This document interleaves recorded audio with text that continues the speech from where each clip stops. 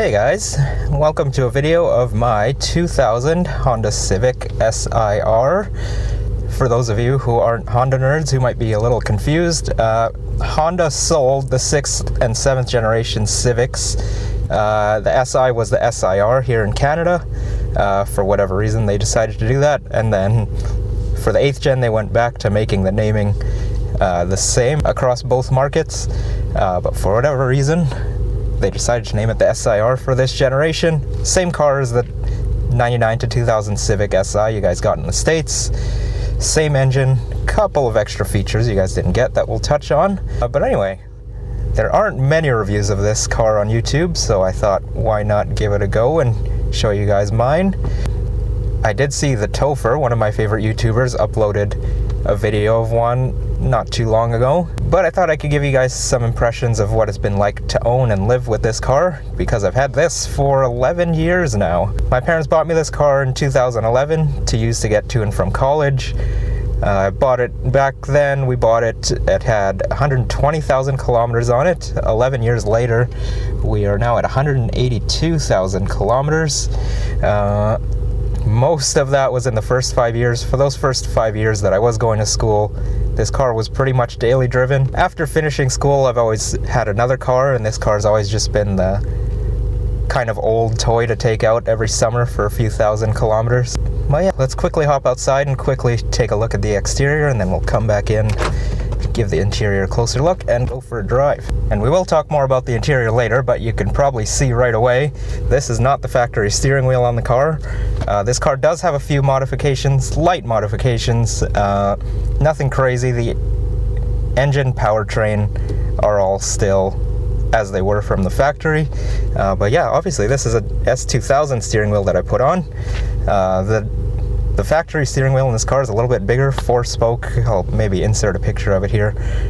It's not exactly the nicest thing to hold on to, and it's quite big, so I swapped it out for an S2000 steering wheel.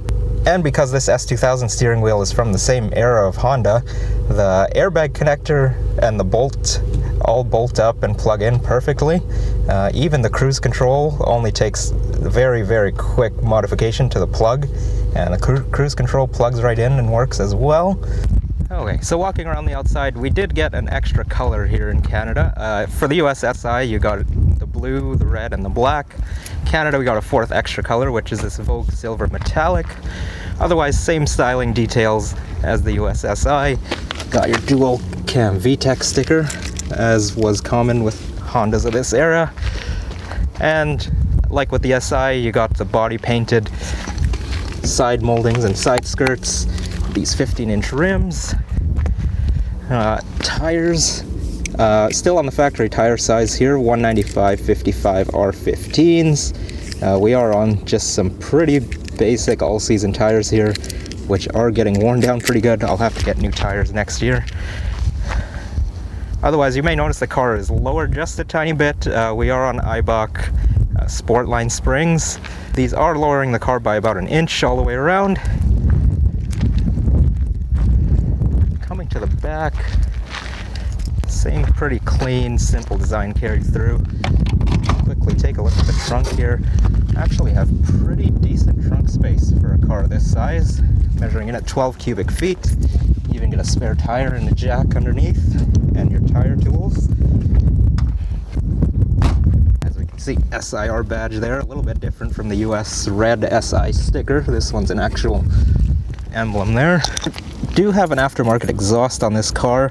This is the Yonaka exhaust. Yonaka exhaust. I put that on because I was told by the internet it was one of the quietest exhausts you can get for this car, and I think I'm just getting old, but for me, it's a little too loud. Probably going back to the stock exhaust next year. Up front, my car is missing the front bumper lip that usually comes with it. Previous owner left me with a replica Mugen front lip, which kept getting cracked on potholes, so I just decided to take it off. It looks a little plain without it, but I am happy to not be scraping around as much anymore. Also have this genuine Honda accessory hood bra here. I know it's probably doing more damage to the hood than actually protecting it, but I've got a lot of paint chips hidden behind this, so really it's more for the aesthetic than for actual protection. Let's open up the hood here and take a look. Okay. This is, of course, our B16A2 Honda motor, the torqueless beast, I'll call it. 160 horsepower, 111 pound-feet of torque, and that peak torque figure doesn't come on until higher in the rev range either, so under 3,000 RPM there's really no one home with this engine. Other modification here, the old PasswordJDM carbon intake there. Put that on when I was 19. I was fully aware then that it really just makes more induction noise, not really more power. The intake and the exhaust, I think, are the only modifications I did myself. Everything else I kind of inherited from the previous owner. Also inherited these fog lights from the previous owner, which are kind of OEM style, but they are replicas and they are yellow. Quickly look at the rest of the interior here. Power locks on the SiRs. You also got auto down for the driver window, but not auto up. Power windows on both sides though, with your off switch. Fuel and trunk release are down there. Trunk release has a lockable section there. And our hood release up there. Coming up to the rest of the dashboard, this is obviously not a factory piece, but I like having a cup holder on my left side on a stick shift car. That way if I'm sipping my drink and then the light turns green and I need to put it down and put the car in gear, kind of have both hands free to do that. That's just really a me thing. Just a cheap little cup holder that sticks on there. But our cruise control on-off switch is there on the dashboard. Pretty classic Honda. And our dimmer switch for the gauges. Sunroof and mirror controls down here, which brings me to this. The two features that the SiR models got here in Canada that the SIs in the States didn't get were heated mirrors and ABS. Other than that, mechanically, basically identical vehicles. Our fog light switch there. Got a little coin holder there. Do have a tilt steering wheel. Tilts but doesn't telescope. Pretty typical 90s Honda. These gauges back in the day I really liked. Obviously this is back in the day before we had all these electronic gauges that we have nowadays. I just really like the design of them. They've got these kind of little dots in the back and kind of just these little details with the red line and the red needles. They were good looking gauges, easy to read. But yeah, pretty good looking for their time. You will see I do have a shift extender here. The factory shift boot and shift knob I got from the last owner were all torn up, so this is all aftermarket replacement stuff on here. But the reason for the extender was lately I've been getting used to driving newer cars where the center console is higher and the shifter is higher and closer to the steering wheel. I started getting used to that. The factory position for this car shifter is way down here and it feels like you're reaching down. And I wanted to have that closer to the steering wheel, so that achieves that. Speaking of reaching down, I guess I should mention these seats. The seats on the EM1 Civics had this kind of rainbow pattern to them. My complaint about these seats that I was trying to get to is that they sit a little too high for me. It just feels like you're sitting way too high up. It is not a very sporty seating position, and I'm only 5'8" and it feels like I'm pretty close to the roof already. I've thought about putting aftermarket seats that can get me down lower into the car, but then I keep thinking I don't want to give thieves more reasons to break into my car. Thought about going back to the factory steering wheel as well, just to put everything back to original, but these S2000 steering wheels are just one of the best steering wheels ever put into a car, I think. They just have good grips, they're nice to hold, good diameter, and it looks good. So I think I will leave that. Anyway, getting a bit distracted there. Back to the rest of the interior. For the 99 2000 models, Honda switched the HVAC controls to these knobs here. The 96 to 98s had a sliding control there, and putting them here open this up.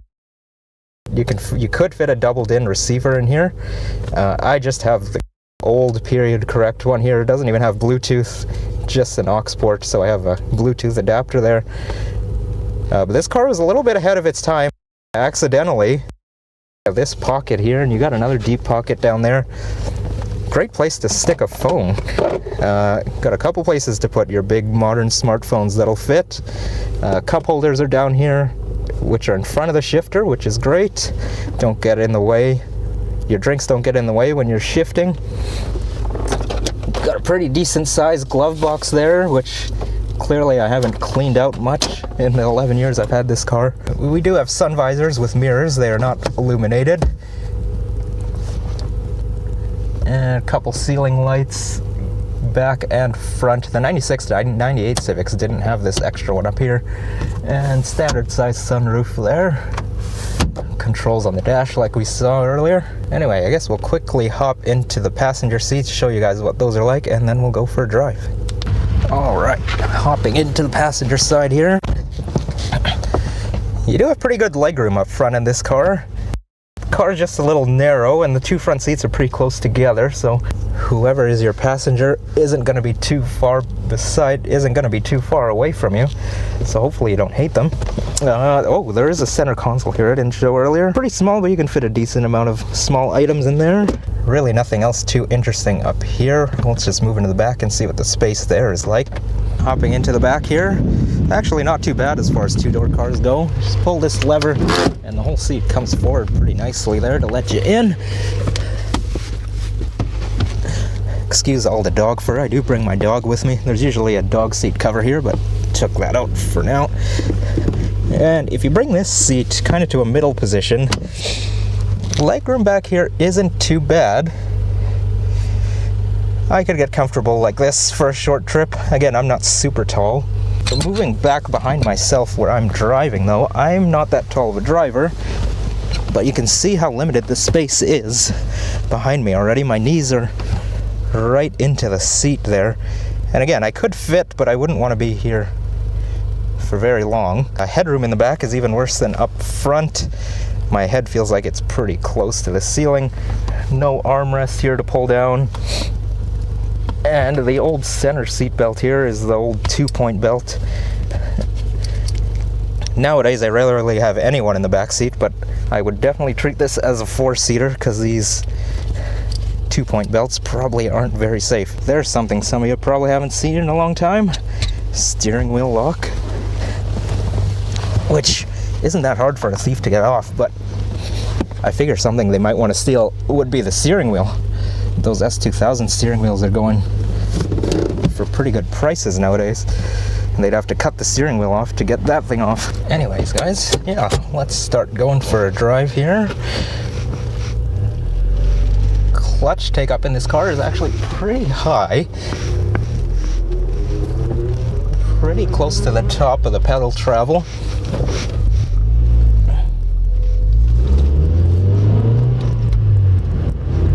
And obviously the shift extender makes the throws a little bit longer, but I was happy to take that trade-off to have it closer to the steering wheel.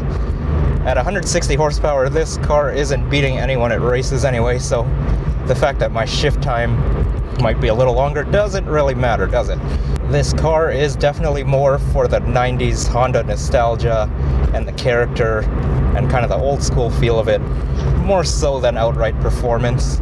Because as we'll elaborate on a little bit more as we get through this video, objectively, there's a lot of things I don't like about this car. It's pretty nose heavy. We'll take some sharper corners later. Doesn't handle as well as a rear-wheel drive car does, obviously. This is more of a cruiser, you know, something to drive a little more relaxed and just experience the character of the engine while we are just cruising along these park roads here. Steering weight in this car is pretty good. It's got some nice heft to it without being too heavy. It is pretty typical 90s steering though, where it feels like you have to come off center quite a bit before it actually starts doing anything. The steering ratio on this rack is also pretty slow as well. I believe it's a 17:1. So when you are hustling it on a tighter road, it does require quite a bit of turns and steering input angle. Otherwise, just taking those short sweepers, it does handle pretty well. It's really only when you're hustling it that you feel that front end kind of pushing and understeering at you. Okay, let's do a quick kind of rolling acceleration here.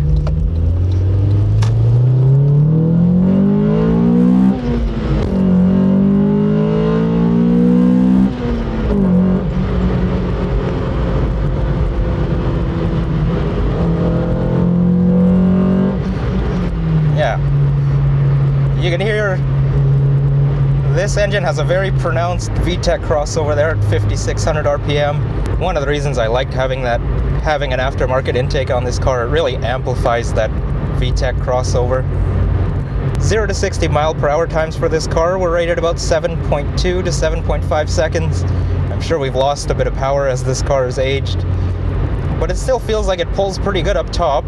Again, the theme for this engine is really that there's very little power down low, and you have to really get it up into the higher revs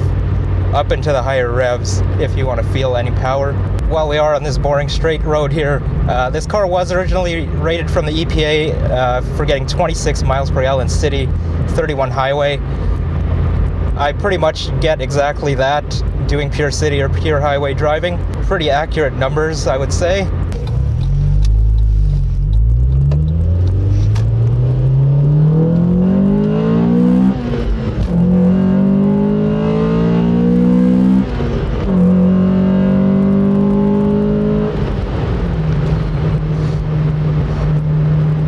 When you actually have the space to beat on these things, it's actually kind of fun to just beat the crap out of it. It makes a pretty good noise.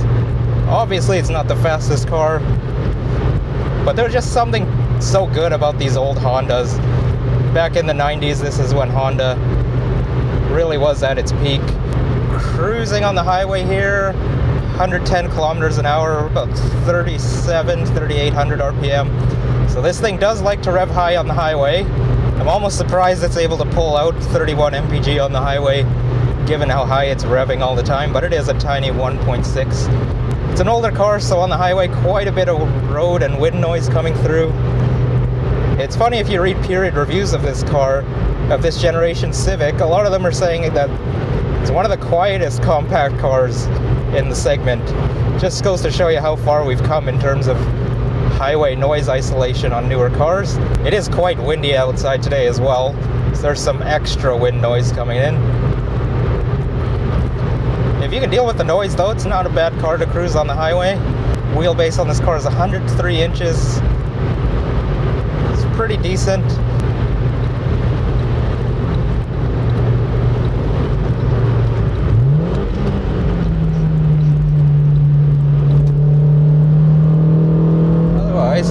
Yeah, taking some corners here.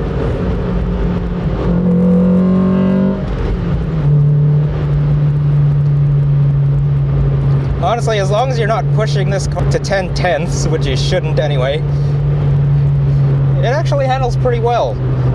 Steering weight's up nicely, holds its angle, holds around the corner. It's when you start really pushing it, you feel it understeering and being nose heavy. You can put on an aftermarket thicker rear stabilizer bar to help mitigate some of that understeer, which may be in the plans for me. As it is though, honestly, as much as I say bad things about this car sometimes, it's actually pretty good. I think you do get to make excuses for this car a little bit just because of the fact that it's 22 years old now, so I can excuse it being a little bit imperfect dynamically, because you just can't get an experience like this in a newer car. You know, all that extra road noise that comes in on the highway, that also translates to being able to hear the engine and the intake and the exhaust very clearly. And I think all that extra noise on a daily basis can get annoying, which is why I no longer desire to daily drive this car. But as a car you take out once in a while, it's pretty enjoyable, and it does have some pretty good character to it.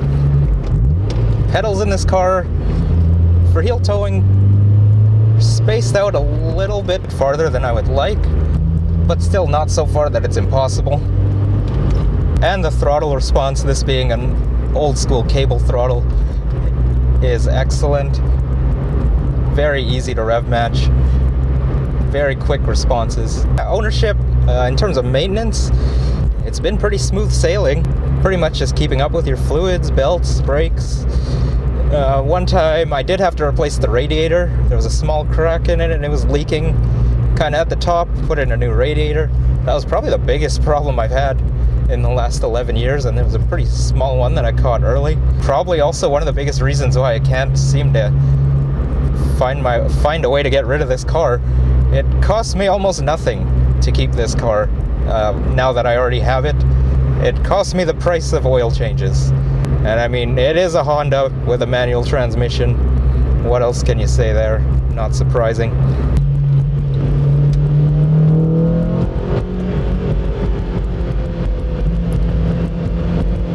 Yeah, once you start taking corners faster, you feel it pushing the nose a little bit, but it handles pretty well.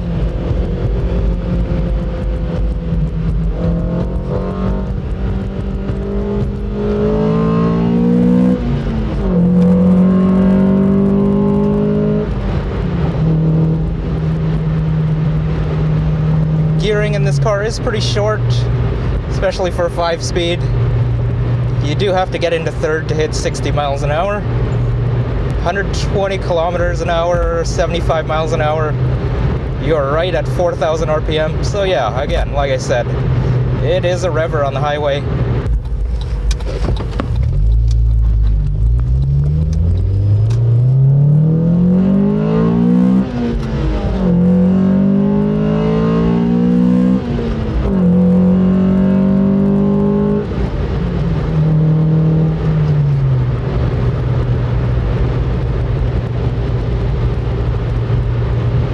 Honda's known for making good manual transmissions, and I think this is another one of them. Obviously not as good as the manual transmissions they have in their newer cars, especially those K-series motors, but still a good one from 90s Honda.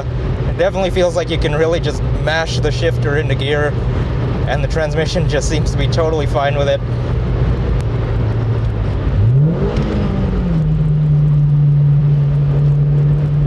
I do talk smack about this car quite a bit for not being perfect, because it isn't, but for a 20-year-old front-wheel drive car, it actually handles pretty well. And the suspension setup on this from the factory is pretty impressive as well, considering it's a 90s Econo box. It's got double wishbone suspension up front, fully independent suspension in the rear. Pretty exotic setup for, again, a compact commuter car. Again, just another one of those reasons why Honda was at the top of their game in the 90s.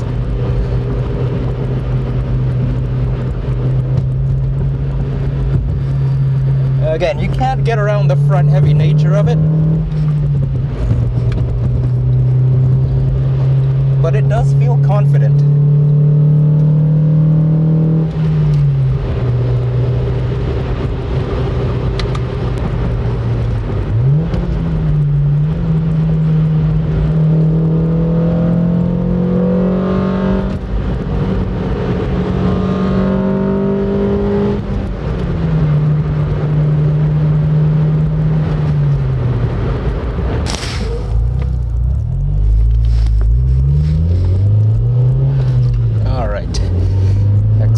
Like a normal person here, just getting up to speed. Again, you can see how much noise you kind of have to make just to get into the speed limit and the flow of traffic. Other than that, though, it's pretty typical Honda 4-cylinder. You gotta rev it out a little to get into the power, but it's pretty smooth. Not super vibrating like a lot of old 4-cylinders from this era.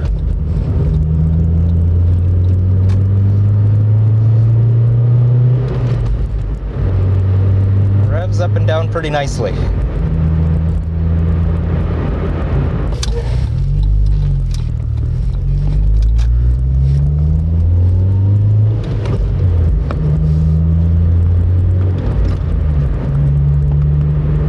even in calm driving, it's still a little too drony for me.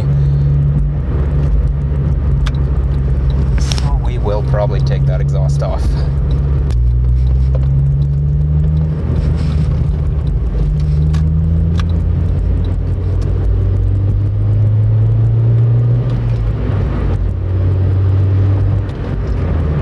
Some old car things, the speedometer in this car is a little bit off.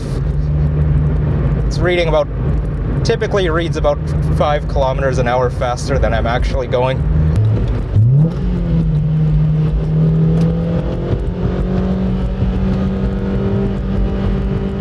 Again, it wants to push wide a little bit.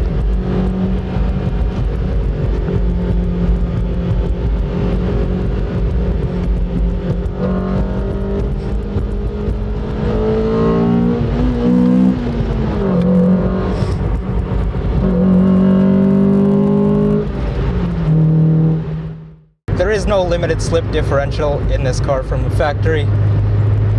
So at times if the pavement's uneven or coming out of corners, it can be a bit of trouble putting the power down.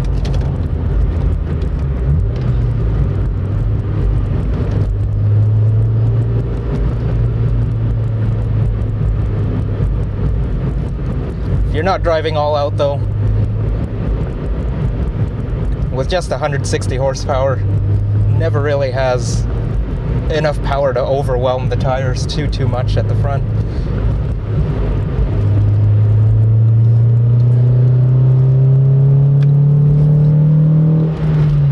And honestly, yeah, I probably keep repeating myself here, but my biggest impression with this car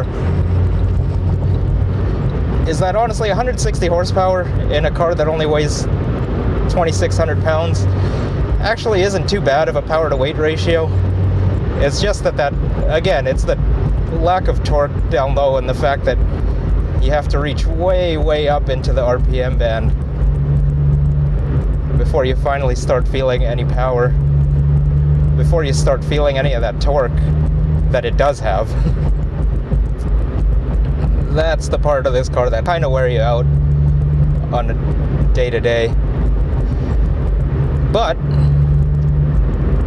since I don't have to drive this car around every day anymore, it's still fun. Even though it's front-wheel drive and nose heavy, even though it doesn't have tons of power, just the nostalgia of it being my first car and all the character that comes with being a 90s Honda,